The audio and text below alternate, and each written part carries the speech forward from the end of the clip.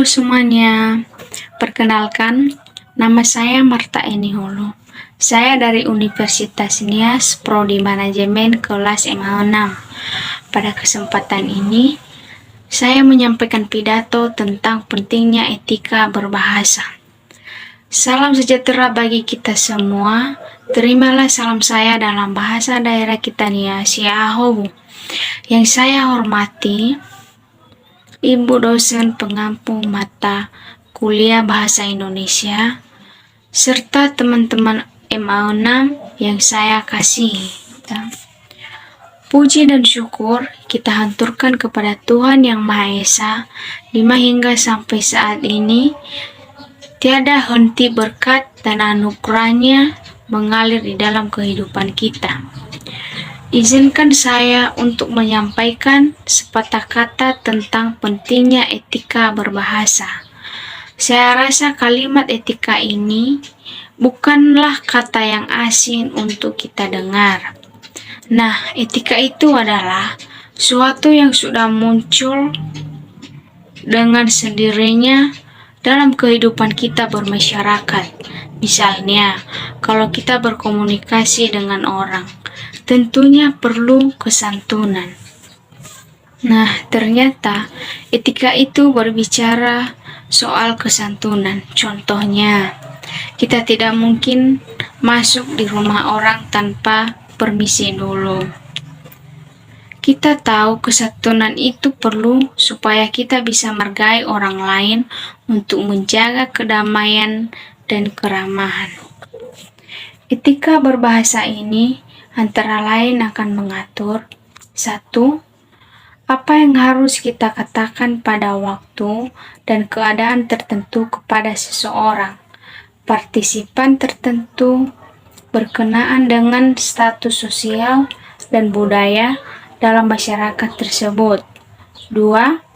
Ragam bahasa apa yang paling wajar kita gunakan dalam situasi sosialitik dan budaya tertentu. 3. Kapan dan bagaimana kita menggunakan giliran berbicara kita dan menyela pembicaraan orang lain. 4. Kapan kita harus diam. 5. Bagaimana kualitas suara dan sikap fisik kita dalam berbicara. Berbahasa memegang peran penting dalam kehidupan manusia karena bahasa adalah alat komunikasi manusia dalam kehidupan sehari-hari. Dengan bahasa, seseorang dapat menyampaikan ide dan perasaan kepada orang lain. Di era sekarang ini, banyak sekali generasi yang menganggap sepele tentang etika berbahasa. Merasa apa yang dikatakan itu benar, padahal salah dan menyakiti hati orang lain di sekitarnya. Kesalahan berbahasa muncul karena beberapa faktor, yaitu 1. Tidak menggunakan tata bahasa yang benar. 2. Tidak menggunakan tata bahasa yang sesuai situasi. 3. Menerjemahkan istilah asing sesuka hati dan sebagainya. Perubahan cara atau gaya bahasa seseorang terpengaruh pada pengalaman di lingkungan orang tersebut. Kadang pergaulan yang baik pasti akan berdampak positif, sedangkan pergaulan yang buruk juga berdampak negatif. Terkadang seseorang tidak bisa mengendalikan ucapannya secara spontan, dan untuk itu kita perlu memikirkan terlebih dahulu kata-kata yang hendak kita sampaikan. Jangan sampai kata-kata tersebut menyakiti hati orang lain.